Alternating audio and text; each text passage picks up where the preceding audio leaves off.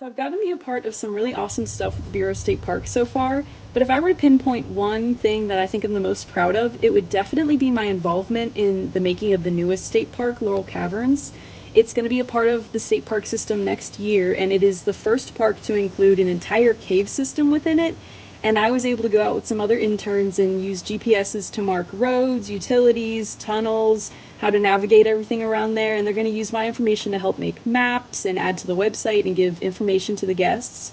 And I think it's going to be really cool to be able to see my work put out there and helping others. Hi, today I wanted to share something that I'm proud of in my internship. In my internship, I've had to learn a lot of new things, a lot of new skills, and a lot of new ways of doing things.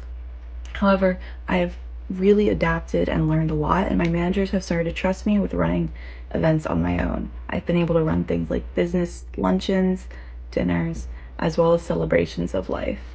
I'm really proud of how far I've come, and I'm excited to see what I do with the rest of my summer. A challenge that I faced during my internship was when I was tasked to write cross-examination questions. This isn't something that I typically do, so it was a completely new environment to navigate. Upon writing the first draft of these questions and meeting with the attorney I was working with to go over them, they provided me really substantial feedback and pointed out things that I didn't recognize upon initially writing them. For example, my language in these questions, in these initial questions, was very academic, very rigid, and these questions were supposed to be written in a way that sounded a little bit more conversational, a little bit more natural. And so taking this feedback and then applying it to the new versions of the questions that I later submitted, I was able to approach it in a completely different way. And now I'm able to do similar tasks with that kind of mindset.